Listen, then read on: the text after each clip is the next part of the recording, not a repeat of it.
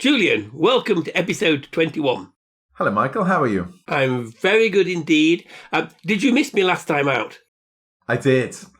But did you listen to the episode with Mandy around? I thought Mandy was a great guest speaker. But I did have a couple of questions because now I need to just check my notes, Julian, because first of all, she disagreed with you about olive tree, didn't she? So I'm trying to find my notes here. She did. Olive garden. God, yes. So she wasn't a great fan of that. Likewise, Actually, she said Olive Garden was good. That was one of her preferred places because it had a salad bar. I think it was which it does. I think it was a begrudging one, Julian. I don't think it was a great possibly not. And so I'm still desperately trying to find my notes I made on that. Because the second one was she couldn't understand why your daughter had put forward the place she described as like a crack den, and you tried to justify it by saying it doesn't matter what the food's like, it's the entertainment of seeing people out there. That would be Waffle House, is that right? That's Waffle House. But I thought she did agree with you on Chick-fil-A. I thought that's the one where she endorsed for you. Yes, well, I was to say, not necessarily my views, they're the views of my daughters and their respective boyfriends. But I did some more research following that, Julian. So I looked at, is it Panera? Panera Bread, yep. Mm-hmm. Did you know between 1997 and 2017, from a stock appreciation, it was the best performing restaurant. And if you had invested $1, you would now have 86. Yeah, that's excellent, isn't it? I have actually looked at investing in Panera, but it's just too expensive. Yeah, I missed my opportunity. I should have done that in late 90s. So I hope our listeners, when thinking about where to go now, feel better informed. And today, Julian, we're going to talk about one of the, I suppose, from a UK visitor's perspective, one of the most popular destinations, the theme parks in Orlando. Right. And hopefully give them a good insight into the do's and don'ts. But before that, of course, we're going to talk NFL and the forthcoming Super Bowl 52. Is that right, Julian? I remember? Is it 52? No, it's LVI. Those Roman numerals always fool me. Do you know why they have Roman numerals? I'm glad you asked me that, Julian, because yes, I do. It is because they decided to do that because, of course, the season starts in one year and finishes in another season. And therefore, the way of differentiating the big match, put it down as one game, Super Bowl 1, Super Bowl 2. And my research told me, do you know when Super Bowl 1 was? When it was? Yeah. 1960 something? Yeah, 1967. When the AFL and the NFL played. And in true American style, what do they call it? A World Championship. Only Americans are playing NFL football. Come on, please. They actually called it the NFL and AFL World Championship game, which they felt was a little bit too cumbersome. So in Super Bowl 4, or Super Bowl IV, they started calling the thing Super Bowl. And that was after the Kansas City's owner's child's toy. Their child had something called a Super Bowl. So they renamed the championship game Super Bowl. Gosh, I bet she'd wish she'd copyrighted that now. Possibly, yes. They play for the Vince Lombardi Trophy, which is produced by Tiffany. NFL football is divided into the American Football Conference and the National Football Conference. And the winners of those two conferences play each other in the Super Bowl. And at the moment, at time of recording, the American have won 27 and the National have won 28. So very, very close. And of course, Vince Lombardi, I mean, I'm not... Why was he picked for the name of the trophy? I know Green Bay did very well in the 60s and 70s, but I'm surprised the name of a coach went onto the trophy. Do you know, I don't know the answer to that. I think they wanted the name of a player who was highly regarded everywhere. So they chose him. Maybe he just died or something. I don't know. The winner gets a ring, isn't it? The coveted Super Bowl ring. Well, actually, both the winners and the runners-up get rings. Do you want to know more about rings? I've got a whole bunch of stuff. Not really, Julian. Not really. In fact, we should really talk, because the weekend was full of shocks, wasn't it? It has been described by many people as the best weekend of football that there's ever been. So we're at the stage of the season. Essentially, in UK terms, it's kind of like the quarterfinals, yes, where you get the last 8. So you got 4 matches happening, and all 4 matches went to the last touch of the game. Did they? So with the last touch of the game, all 8 sides could have gone through to the equivalent of the semi-finals. So we've got left from the AFC, we have Cincinnati Bengals versus Kansas City. And then on the NFC, we've got the 49ers. It's an all-California affair. It's the 49ers versus the LA Rams. Given how tight the quarterfinals were, it's very, very difficult to predict who might win from those 4 sides. Very, very even. I mean, before we talk about the Super Bowl, one serious point. I don't know if you know that the rugby union team in UK that had the name Chiefs, Exeter Chiefs, decided to drop the name. And I know Washington dropped the Redskins name. So how come the Kansas City Chiefs haven't followed political correctness and changed their name? Okay. So it's quite a complicated issue, and it relates to the relationship of the team organizations with the Native American communities. So in the case of the Washington Redskins is kind of an insulting name. Various different Native American bodies have always been pushing for a change in that name. Whereas the Kansas City Chiefs, it's not a negative name, and I think they have had better relationships. Same as the Atlanta Braves, who are the baseball world champions. So that's the reasons that some of the names have changed and some haven't. Whether in the fullness of time all Native American names will be expunged, I don't know. But as about half of American states come from Native American names, it's difficult to know where this will stop. Okay. But in the case of Redskins, it's a bit insulting, really. So shall we go to some facts on the Super Bowl then, Julian? Okay, and because I know you have done your research, won't you? Oh, you're going to ask me questions, are you? Is this how it's going to work? Do you know what Reddit paid last year for a 5-second advert during the halftime break? No, but I do know that this year the 30-second slots are being sold for $6 million. So I guess a 5-second slot will be about $1 million. No, I think it was 5.5 million they paid for 5 seconds. Oh, wow. Blew their entire marketing budget, apparently. Wow. I think the price varies according to when you have your advert.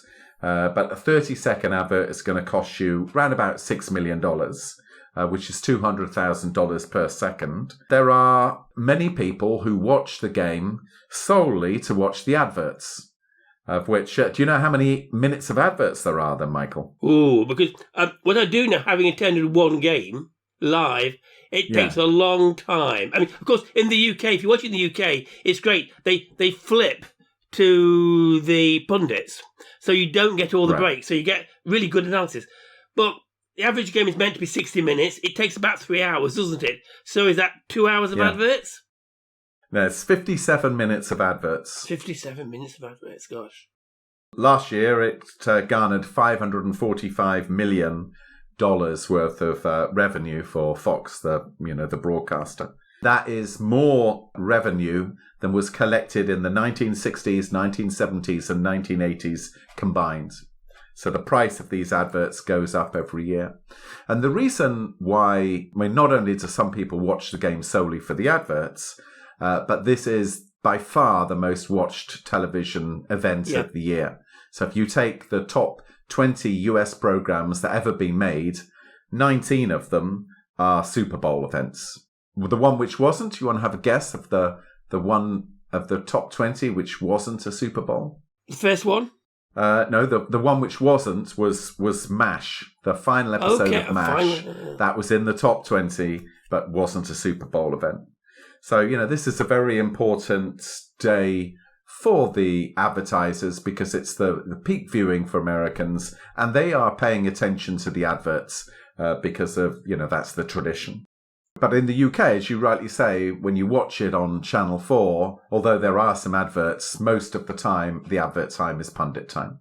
what I do think about it, it does enable to build sort of crescendo, because it's quite a slow-moving game. It's very tactical, but as you watch the clock tick down and timeouts or whatever, so it does have this sort of sense of climax coming, particularly when the games are close. And I love the fact that they bring on this guy who does nothing apart from kicking off and the occasional putting the 1 point over. It's like here he comes, normally under immense pressure. Right, and they use different kickers sometimes for kicking over the uprights and kicking from the kickoff. Because there are different skills involved in those kicking. And occasionally they fake, don't they? So instead of actually kicking, they do a running play. I've seen that. So still on the Super Bowl, Julian. You've obviously not yet covered the other key facet. We've done the adverts. The halftime show? The halftime show. Who's starring this year, Julian? Do you know?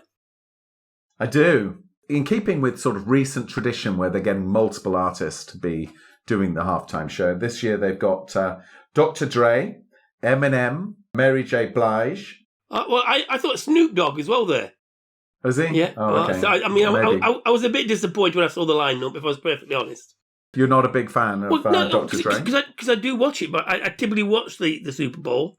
But the problem is in the UK, of course, you're now watching it sort of up to 2, 3 a.m. in the morning. And seeing Snoop Dogg at 1 or 2 o'clock is not my ideal of entertainment. In the Super Bowl, the halftime is 30 minutes long compared to the normal 15 minutes to accommodate that halftime show. Of course, that is, some of the biggest ratings are for that halftime show. Did you have a favourite halftime show? I like Coldplay when they did it. But of course, I would do that, yes, because I know it wasn't well received, but I like Coldplay. Yeah. Did you watch the infamous Janet Jackson didn't see that. wardrobe malfunction? Yeah. No. Yeah, no, my favourites were Prince from 2007 and obviously Paul McCartney from 2005. So those and I quite like the Bruno Mars one more recently as well. Okay. So what else about the Super Bowl do you want to tell us? Parties, I'd like to talk about. So a Super Bowl party is a really big thing. It's estimated roughly 50% of Americans will attend a Super Bowl party. Food at these parties, people eat as much at the Super Bowl party as they do at the Thanksgiving. They eat 1.25 billion chicken wings, which is basically 4 chicken wings per person who lives in the US. They eat 330 million gallons of beer. So that's on average for every single person in the US, a gallon of beer each. 28 million pounds of crisps or chips, as they call them here. And 60% of people get takeout pizza. Okay. So that's a big thing. I don't know whether we'll be going to a party this year. We don't have any invites. Do people dress up for it, Julian? My experience, they tend to just dress up in their side's uniform. But, maybe some people do. And what will be the price of a ticket to go and see it? Because this year... It's Inglewood. That's obviously where the Rams play? I mean, the tickets are usually around about the $10,000 mark. Gosh. Which is pretty expensive, in my view. Would you pay $10,000 to see Derby County in the end-of-year extravaganza? Not sure I'd pay for the present championship playoffs. No. European Cup Champions League final, probably. Okay, well, there you go. Do both sides get like sort of a percentage of the tickets like they would in a cup final, or I don't know? Is it done? I don't know how it works. I think that there probably are. They want fans of both sides at the venue, but they also, just like the FA Cup final, they want other people to pay a lot of money to go to a game. But as the Rams are still in the event, and indeed as the 49ers, I guess there's going to be a lot of interest from Californians. Well, of course, to attend the semi-final is actually a local derby, isn't it, really? I mean... Well, yeah, the NFC Championship game is a local derby this year. I know you didn't want to talk about rings, but I've got a bunch of stuff on rings. Well, let's go talk about rings then. Go on. How much does each ring cost? Oh, well, I'll be conservative. $250,000. Oh, no. To make, they cost about $35,000. $35,000 to make. Given that you wildly overestimated how much they cost, you should be able to pick one up an older one up for 100, 200,000. Okay. So they make 150 winners' rings and 150 runner-up rings. And then it's up to the organisation themselves to decide who gets one. So usually the players who played in more than 2 games get one. And then there's all sorts of administrators, coaches who may also get a ring. And they also have A and B rings. So if you're not quite in that sort of top 150, you might get an A and B ring, which is made, instead of having diamonds, they're made of diamond ink or something. Last year's Super Bowl, that had 319 diamonds, representing Tampa Bay's victory over Kansas City of 31-9. Who's got the most winners' rings then, Michael? Oh, no. But Brady would be close, but I don't think he's in. So I'm going to go Montana or something like that. No, actually, Brady is the player with the most winners' rings, 7. Oh, that's good. But the person with the most rings is Bill Belichick, who is the current coach of the Patriots. He has 8 winners' rings. But they are this year not going to add to their rings. Yeah, so that's rings. What are you doing on Super Bowl night then? In the past, I had a friend who was a big, American fan of America, so we went over there for a Super Bowl party. So, but this year, since he's now moved to Devon, I'll be watching it from the TV set. Is your wife going to be watching it with you? I don't think so. Now, I need to point out, because which 2 teams, just name one, have never won a Super Bowl? Atlanta is one that hasn't won a Super Bowl. They came very close a few years ago, where they were winning by a long way up until the last quarter, and then managed to lose it. Is that good enough? That's a good answer. And the reason why I flagged them up is because when we visited you, we very kindly went to watch the Falcons, and I thought they were dreadful. They were absolutely shocking. And I think that year they almost didn't win a match. And certainly it was not enough entertainment for Joni, who was in the merchandise stores, buying popcorn and hot dogs, but the football, I'm afraid, did nothing for her. They were a bit better this year, but still not great. So there we are. What do you think of their stadium? It's good. It's good. I mean, well, let's slightly different tack. See, I'm also interested. Do Green Bay have an unfair advantage? I.e., because in towards the end of the season, you're playing in -10, -20 when they're playing at home, whereas I expect in the Atlanta Stadium, it's air conditioned and there's never any inclement weather. So again, those sides that play outside, do they have an unfair advantage or unfair disadvantage on some occasions? Well, I guess occasionally they have an advantage, but this year both sides went out. So so Green Bay lost and Buffalo Bills lost as well. I mean, and I can't imagine playing football in Buffalo and Green Bay at these temperatures is very easy to do. And what we're saying is the sides from the south this weekend did well. Somewhat cyclical because of the way in which new players are selected. So do you know how the draft works, Michael? Or the worst performing team get the pick of the best player, which if I think I'm right in saying, I may have it wrong, but isn't the Bengals quarterback came because 2 years ago the Bengals were the worst team? Something like that. Yeah, so there is a sort of equalisation which doesn't happen, for example, in the Premiership, in the UK Premiership. The side with the most money gets the best players and they're the ones who win. Whereas in the US, they have this, the worst sides get the first picks. So that should give them a greater advantage in future years. Although you can trade your picks, can't you? So that's also... You can trade your picks, but nevertheless, it's still an advantage, isn't it? If you get the first pick and you say, I'll trade the first pick with someone else in exchange for these 3 players, that still gives the worst team an advantage. And it seems to work because what you don't seem to have is sort of teams recurringly winning. I don't think you can pick the top 4 teams now for next season. In the Premiership, you certainly can. You know the top 4 teams are going to be. Anything else on Super Bowls? A British listener, if you want to see something quintessential American, after baseball, American football, I'd say, is definitely worth seeing. And if you get a chance to go to a game, despite what Joan thought about it, it's a good experience to see it. To see it play. I was quite surprised, having seen it only on TV, to see it live and sort of what they do during the adverts on the pitch. So it's good. It's good entertainment and value for money.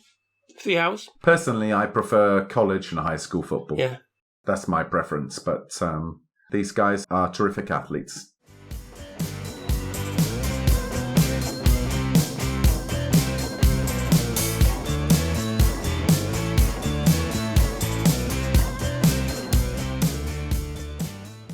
Shall we talk about theme parks? I'm going to come from a perspective of, because it is now a while since I've been to one, but the guidance you need to give to people going, because it is such a popular venue. And my first thing to say is, the key is planning and preparation. Do not just walk up and think, I'll be able to go. So planning and preparation. What do you think, Julian? Yeah, I completely agree. And there are some very helpful sites. You might have to pay a small amount of money, but it's definitely worth it, which will tell you what order you should do the attractions in each park. These parks are extremely crowded places in peak season. Once the park doors have opened, within an hour, all the popular rides you'll have a wait time of at least an hour, if not 2 hours. So it's very important that you get to the park that you go to before it opens and do 2 or 3 rides before most other people have come there. And as I say, there are some websites which will give you the most efficient route and tell you which ride to take in which order, depending on what your interests are. And indeed, there's also a couple of books. So I think there's even a dummy's guide to how to navigate your way around the theme parks. So essential reading. That leads me on to a question for you, Julian. Do you stay on the park or do you stay off the park? And I'm thinking we're going to disagree here. Leave that question aside for a second. Let's just do the background to Orlando. So Orlando has a lot of amusement parks.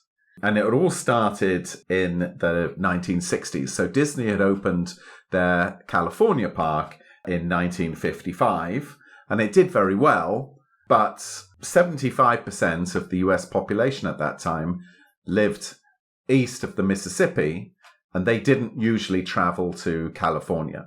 Walt Disney wanted to have a park opened in Florida. One of the problems that they have in their park in California is that he doesn't own most of the land, or Disney don't own most of the land around the park. So they were losing a lot of value to other companies who were cashing in on their theme park. So what they did is surreptitiously, they bought 50 square miles of land in secret using dummy companies in 1964 for, obviously fairly low prices. They sold a little bit of that land later, but essentially the area of just the Disney parks is the size of San Francisco. So a very large area. And then what's happened is that other companies have come in and built other amusement parks. Disney has 4 theme parks, 2 water parks, and a downtown. Universal has 3 film parks, and there are other theme parks, Busch Gardens, Discovery Cove, SeaWorld, Legoland, Gatorland, Giraffe Ranch, Crayola, Ripley's Believe It or Not, Upside Down House, Madame Tussauds, Kennedy Space Center, I guess it's kind of like an amusement park. Within that sort of Orlando area, Orlando-Kissimmee area, you have a very, very large number of parks. How many have you been to? Just the Disney ones, or have you been to some of the other parks? I've been to Universal. So I was going to have a debate with you on Disney versus Universal. I've also done SeaWorld.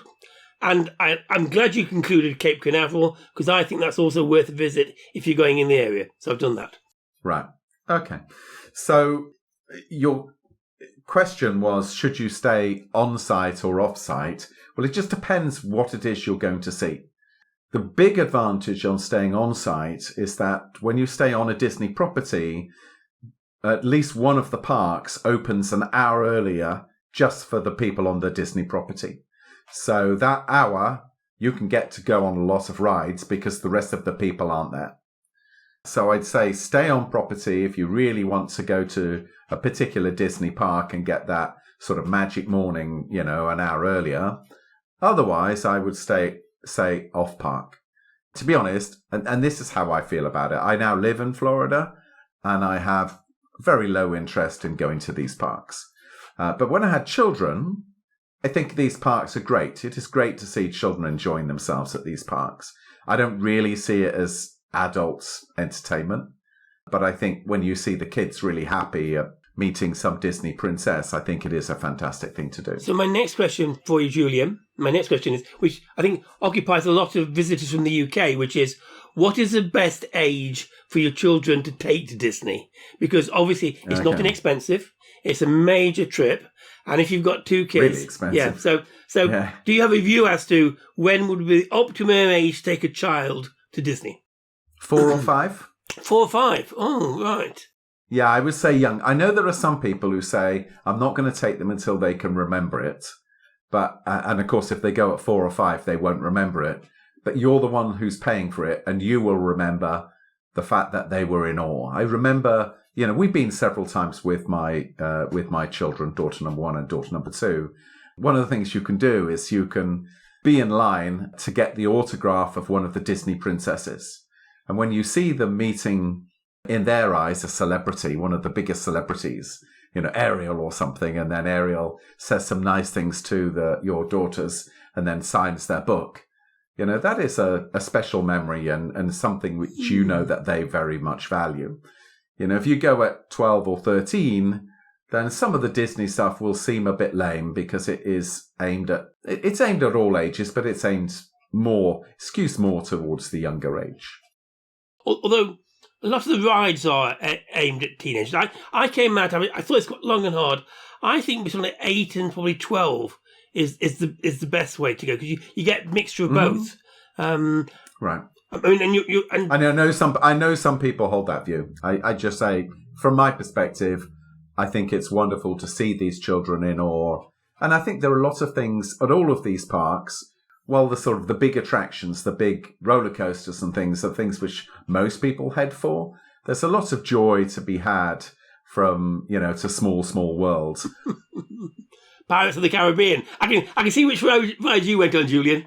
Well, and also some of the non-ride things, the parades, the firework displays, the Swiss Family Robinson Island.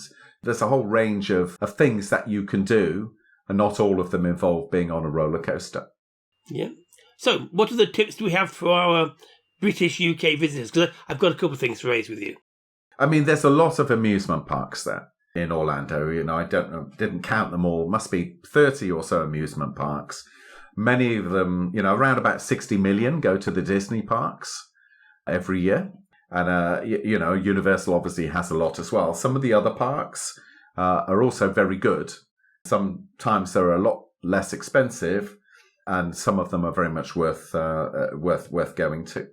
I think it really depends on the age of your children and the interests of your children. Most children will want to go to the Disney parks.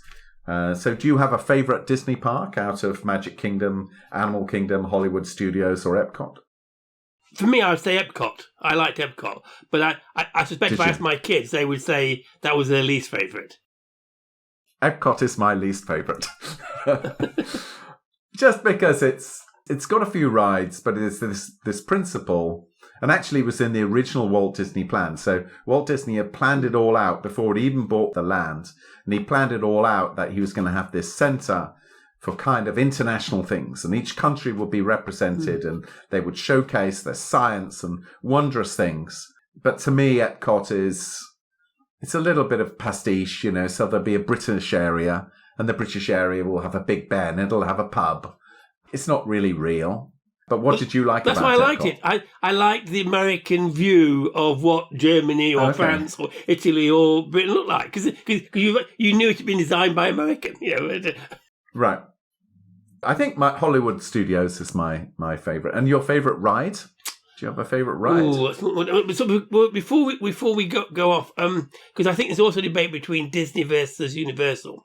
Because I think, right. and maybe to get into the age of the children, they would say the Universal had, I'm trying to think, so when we went, they had things like the Buzz Lightyear ride, and my least, which is a terrific ride, that one. And I once worked with somebody who worked for Merlin, and he was telling me the technology that went into that was really leading edge, and the Spider-Man one where he raps on your window as you go through is very clever.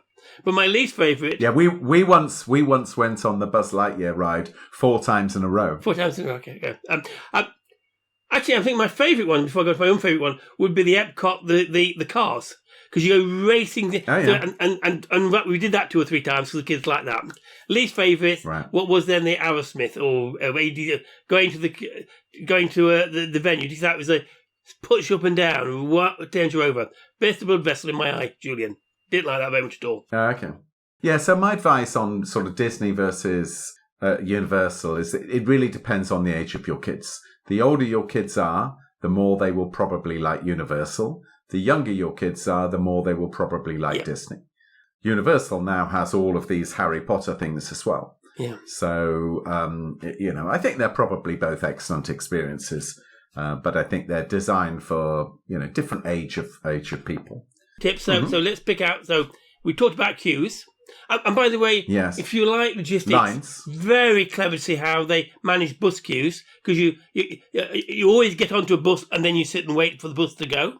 Very cleverly done. So, so you never wait long for time for a bus, but you can wait for the bus to go. I like that. Next one, fast food. The food in the park is terrible. And therefore. You have to think very carefully when you're going to eat in, because A, can be very busy, it's very expensive, and it's not very nice. Would you agree on most of them? Completely agree, yeah. Disney in particular have widened their selection of food, but I think most of the good restaurants you have to book in advance. You can, of course, book breakfast with Snow White and some of the other characters.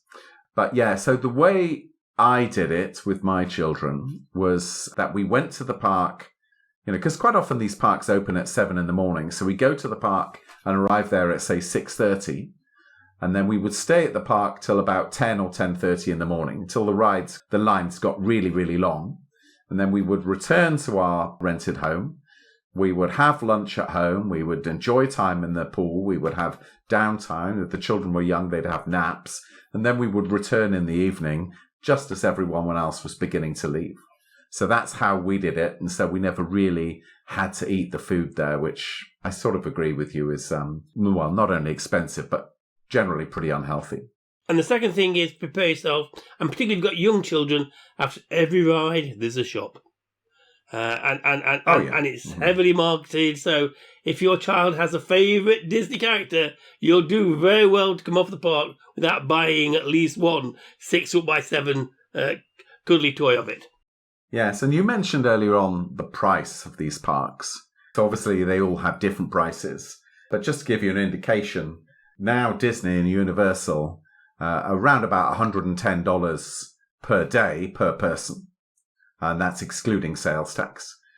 If there's 4 of you, then that's a pretty expensive day. And if you're doing it for multiple days, then you better have had a recent good bonus to be able to afford that. I'm sure Disney do this. I'm sure now in the UK parks, you can buy passes that give you priority on queues.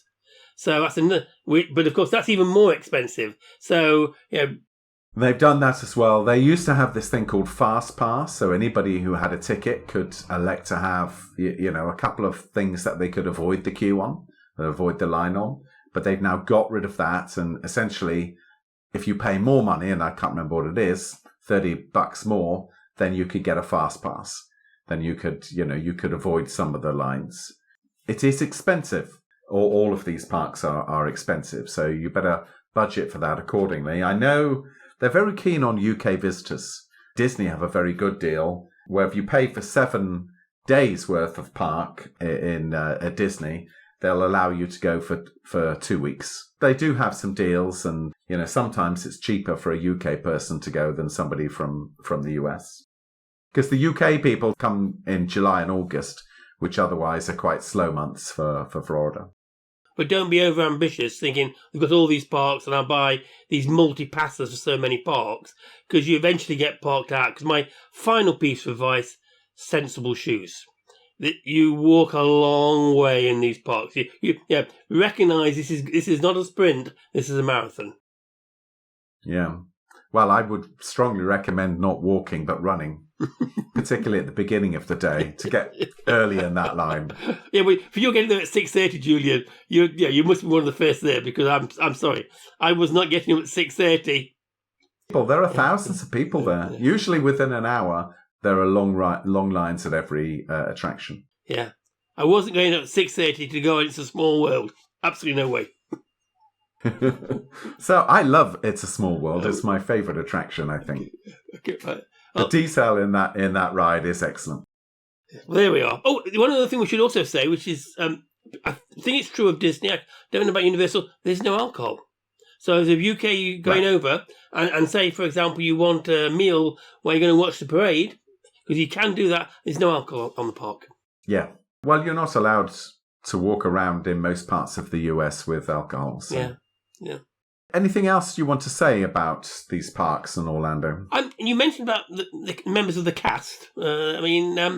Yes. I think if you want to see American customer service at its best, I've already talked about the operational logistics, but also you said the members of the cast talking to people. It is a shop window, a showcase of how you do things well and how you interact with your guests. I mean, I can't think of any occasion where you saw somebody who was surly or who sort of didn't look you in the eye or sort of walked away.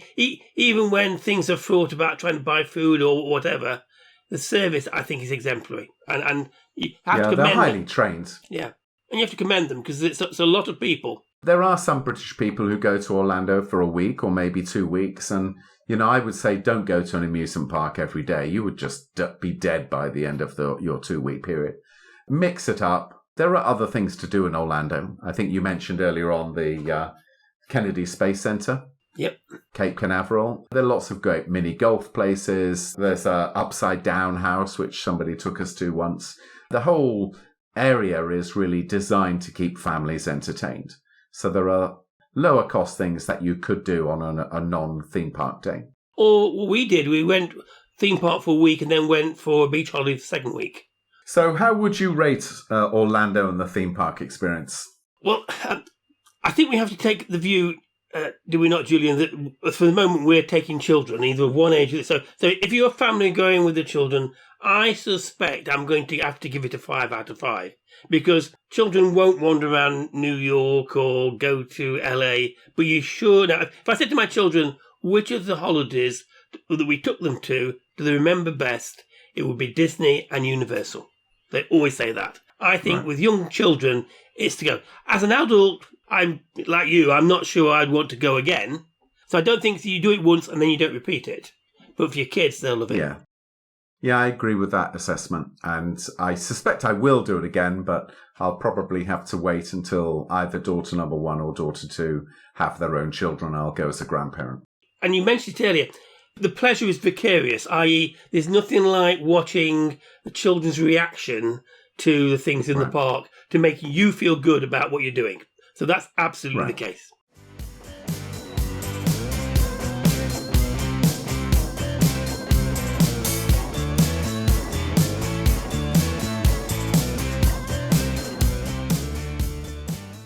That concludes episode 21, Julian, but we've got a couple of things we need to tie up on. Now, you remember I advocated some Christmas viewing for you. I forgot to ask you last time, so I'm eagerly awaiting Lorna's assessment of Bad Santa, given what she said was their best movie before that was... National Lampoon's Christmas Vacation. What score did she give it? Well, she didn't give it a score. She did give it a review, and I'm going to read this review out in full. She said, "This is embarrassingly awful." Embarrassingly awful? That's what she said. Dear, oh dear. And I have to say, she liked it more than me. Yeah, well, I never knew you was going to like it, but I had hope for her. So... Yeah, the only entertaining part of the movie was the difference between the subtitles and the dialogue. Yes, really, really didn't like the movie. I shall rule off Bad Santa 2 for my Christmas gift for next year. There is no chance that either of us are going to watch Bad Santa 2. Oh, well, Billy Bob will be very upset. But if he appears in another Coen Brothers movie, he'll single you out, Julian, for a bad review. I wouldn't give him a bad review, Julian. I wouldn't have given him a bad review. No. So that was that one. That was the I'm very disappointed, Teller. Yes. Derby County, though, Michael. How are they doing? Going well for them, is it? Well, Julian, it's funny you should say that. probably next Sunday will be their last game. Unless we can find somebody who can stump up 5 million. We're in the middle of a debate between the EFL, who are saying we have to prove funding till the end of the season, but at the same time, because of the claims of Wycombe and Middlesbrough that we somehow deprived them of Premiership and Championship status respectively, those cases have got to come to court, and in the meantime, no preferential buyer will come forward because of the outstanding court action. So I'm afraid, Julian, we're on a little bit like a roller coaster ride, Julian. We're getting to the top. The question is, what will it be like at the bottom? Yeah, that's just terrible, isn't it? Yeah. I mean, for American listeners, we do have more American listeners than UK listeners, actually, incidentally, Michael. Yeah, so Derby County, one of the founder members of the Football League and winners of the championship on at least 2 occasions, look as if they could well go out of business. And so has anyone got plans to form a Derby County 2 side and start from the bottom of the pyramid? Not yet. In Division 12 or whatever? We're still hoping that somehow they'll come to a compromise. Somebody will stump up the 5 million and they'll see the season out. But at the moment, it looks grim. But, Julian, I also need to tell you, for your American listeners, we also hold 2 records for being the worst performing football team. Right. Our last stint in the Premiership, we're the worst team by a country mile in terms of points, goals conceded, goals scored. I remember that, yeah. Mm-hmm. And we also hold the record now with Watford, thankfully, of the worst FA Cup defeat when Bury, who are no longer in the league, beat us 6-0. So if you follow Derby County, you know this is never going to be an easy ride. Good. Well, I'm sorry for your impending loss anyway. What was next on the agenda? Next on the agenda was a reminder. Do you know how many listeners we've got then, Julian? You're telling me we've got more in the States than in the UK. We're well over the 2,000 mark of total listeners now. So, and I think something like 60% of them are from America. First of all, I need to make an appeal to my UK listeners, who we've focused this show very heavily on. We need your reviews. Please, please, please review the podcast and share it with your friends. Now, you can make a similar play to the Americans if you want, Julian. Ideally, if you like the podcast, please consider sharing a link on your favourite social media and enticing other people to listen to it, because that will make us more keen to produce more content for everyone. And we're always happy to take questions. I mean, not that we necessarily think experts. I know we're opinionated, but we're not necessarily experts. But for example, if you've got a question about a forthcoming trip or where should you go to a particular city, Julian and I will always give you an answer. Which takes me on to our next edition, which I believe we're going to go to San Diego. And we're going to talk about American malls. And of course, I can bring in a big international component, Julian, having been to Dubai, where I'm going to say straight away, American malls have no comparison to the ones in Dubai. But that's for another time. Right. And these are malls, not moles. Moles? Is that right? They're not these furry little creatures who live in the grounds. They're places where you do your shopping. Are you calling me out again on my pronunciation, Julian? Oh, no. Moles? Well, I was wondering what you were talking about. I was thinking we were talking about American moles. And I thought, well, I don't really know much about them. Never had one in my garden. Haven't you? Well, in Britain I had moles in my garden. Oh, yeah. Oh. But not in America. They don't seem to have them. That's for another day, Julian. Well, until next time, it's goodbye from me. And it's definitely goodbye from me, and thank you for listening.